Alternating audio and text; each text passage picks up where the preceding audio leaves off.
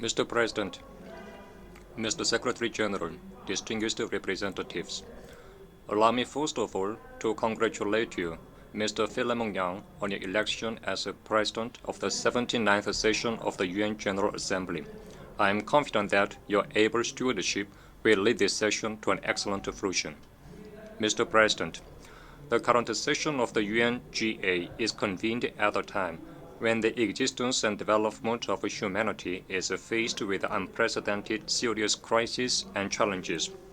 Armed conflicts and bloodshed continue unabated in various parts of the world, with the situation in Gaza still going on for almost a year, taking the lives of the tens of thousands of innocent civilians and creating the most appalling humanitarian crisis since the World War II. To make matters worse, ever-worsening abnormal weather conditions like extreme high temperature, drought, torrential rain, and flood cause massive human and material losses, coupled with such problems as food and energy crisis, unemployment, and poverty and social inequality. In addition, confrontation, bloc forming, and unilateralism prevail over the spirit of cooperation, unity, and multilateralism which run through the UN Charter, thus creating obstacles to tiding of international crisis. Therefore, I expect that this general debate, true to its theme and spirit, will serve as a significant occasion in overcoming the challenges and crises threatening humanity's existence and development, defending the UN-centered multilateral system, and promoting peace and advancement of the present and future generations. Mr. President, I consider it important for each and every UN member state to fully discharge its responsibility with a view to overcoming present crisis and promoting social progress and better standards of living as stated in the UN Charter. From this viewpoint, I'd like to outline the principal stand of the DPRK government and its efforts directed to achieving socio-economic development, defending regional peace and stability, and realizing international justice. Today, the world is faced with challenges with no exception to the DPRK as well. However, valuable successes are being recorded in the socio-economic field thanks to the correct line of the government and its steady implementation. First, the DPRK government puts it as the primary state policy to keep supplying the children under school age with dairy products and provide school children with essential stationery at the state's expense. As a result of the strenuous execution of the policy, we witness continued improvement in the quality of childcare and education. We also find an outcome of our effort to achieve sustainable development of the national economy.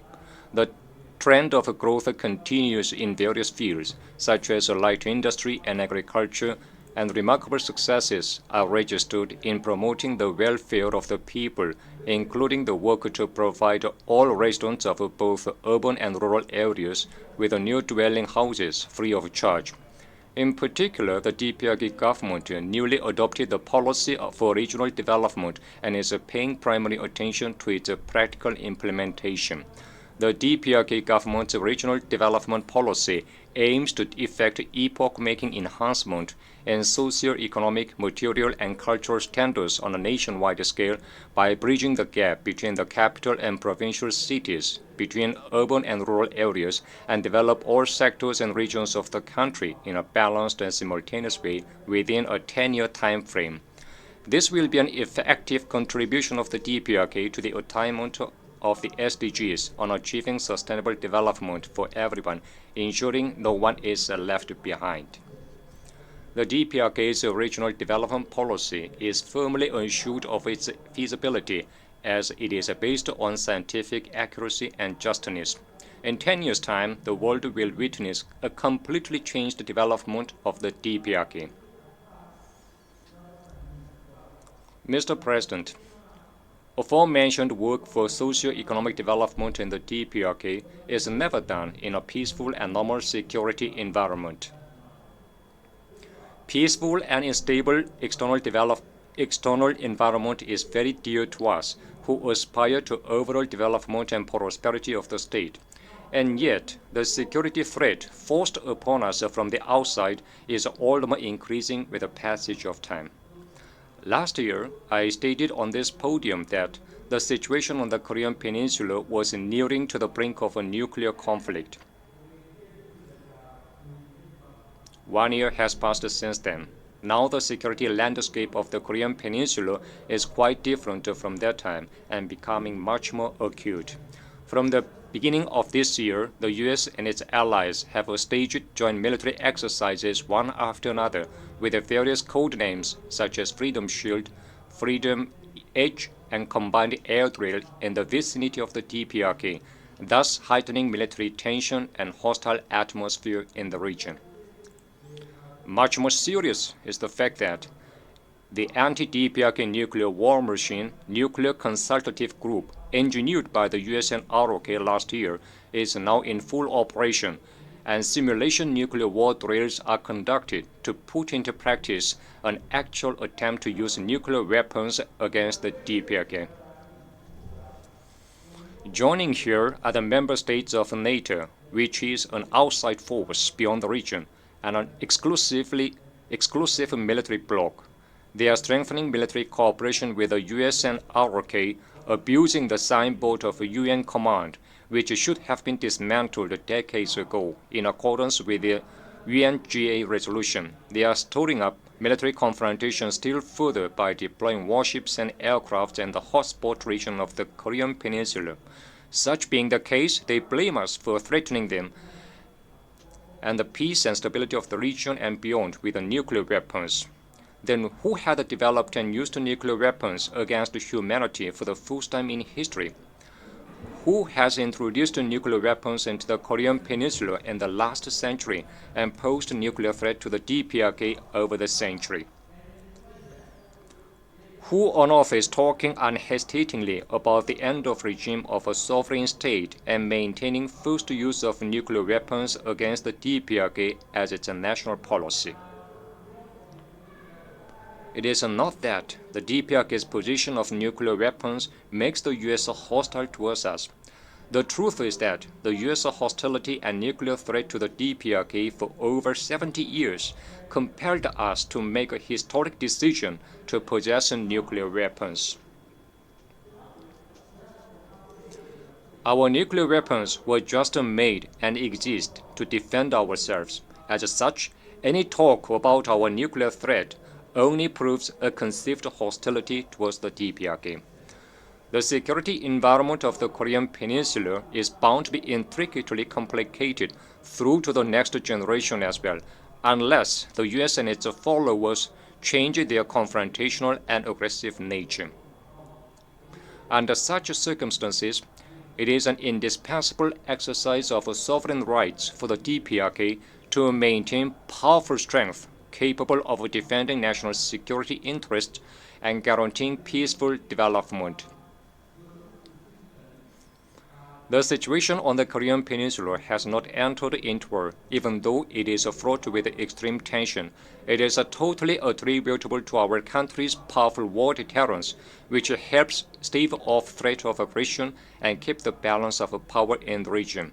Therefore, we continue to increase our war deterrence capabilities, not only from our obligation to ensure national security, but also from our mission to maintain peace and security in the region and beyond.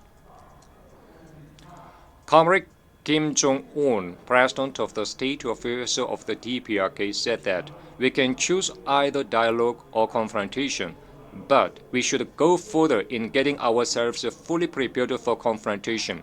This is the review and conclusion drawn from the 30-year-long DPRK-US relations, he said.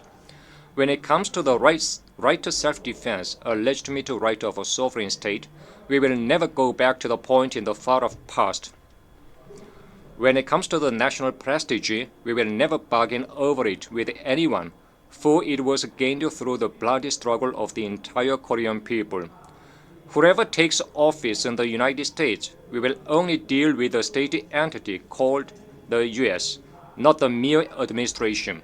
Likewise, any US administration will have to face the DPRK, which is different from what the US used to think. Mr. President, It is the invariable external policy of the DPRK government to champion justice and peace, aspire after progress and development, and promote friendship and solidarity. This is also the idea running through the UN Charter. From this viewpoint, the DPRK government stands strongly against the acts of dividing international political arena into two camps with unlawful double standards, giving precedence to their hegemonic interests and disturbing peace and stability. At the present, many factors obstruct attainment of the SDGs set forth by the UN.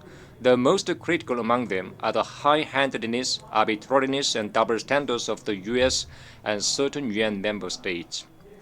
Since October last year, the indiscriminate massacre by Israeli authorities has claimed more than 40,000 Palestinian civilian lives in Gaza Strip, including many children and women, and thus exposed a nation to a complete extinction.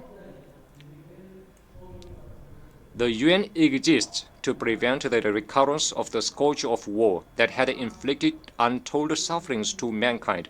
It is really shameful and deplorable that such act against humanity has persisted for 1 year.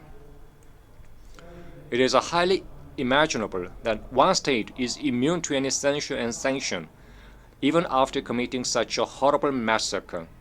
This is entirely due to the patronage of the US, a permanent member of the UN Security Council. The US has vetoed UNSCO resolutions on bringing peace to the Middle East on as many as 5 occasions, overriding the wishes of the international community to see the ethnic cleansing stopped by its ally. This is how the US has discredited the authority of the UN and incited crime against humanity. This notwithstanding, the US is branding as a threat and provocation the legitimate exercise of the right to self-defense by a sovereign state, which did not do any harm to anyone. As for the Ukrainian situation dragged on for almost 3 years by the US and Western countries, they are shifting the responsibility on other countries, even though it was the result of eastward expansion of NATO and provision of lethal equipment amounting to astronomical sum of money to their ally. The reason behind the US's abusive invectives about the normal developmental relations between other countries is in fact to vindicate its unprincipled political and military support to its ally and justify the forming of military alliances on a global scale. Justice or injustice is judged according to whether the actor is pro-US or an independent country, and the United Nations is misused for political aims of an individual country. Such reality should no longer be tolerated and allowed. I once again express a serious concern with a strong denunciation over the fact that peace and security in many parts of the world are seriously threatened, and the spirit of the UN Charter is debased by the arbitrariness and high-handedness of a single arrogant permanent member state of the UN Security Council. I also express deep condolences to the Palestinian victims of the Israeli genocide and their bereaved families, and extend unchanged support and solidarity to the Syrian people in their struggle to regain the occupied Golan Heights and safeguard territorial integrity. Mr. President, the reform of the present global governance regime should be oriented to realizing impartiality, equity, and justice. The United Nations will regain its sacred image only when it strictly adheres to the principles of sovereign equality, non-interference in internal affairs, impartiality, and objectivity, and eliminates high-handedness and arbitrariness, as well as biased double standards practices in all activities in conformity with the purposes and principles enshrined in the UN Charter. Mr. President, a just, peaceful, and prosperous world remains the desire of the DPRK as ever. It is the consistent stand of the DPRK government to make positive efforts with independence against imperialism as its immutable first national policy to realize international justice based on the respect for sovereignty, non-interference in internal affairs, equality and mutual benefit, and establish a new international order. The DPRK will in the future too cooperate with all the countries and nations which oppose and reject aggression, interference, domination, and subordination, and aspire to independence and justice, transcending differences in ideals and systems. We will also develop diversified exchanges and cooperation with the countries that respect our country and take a friendly attitude to us. Thank you.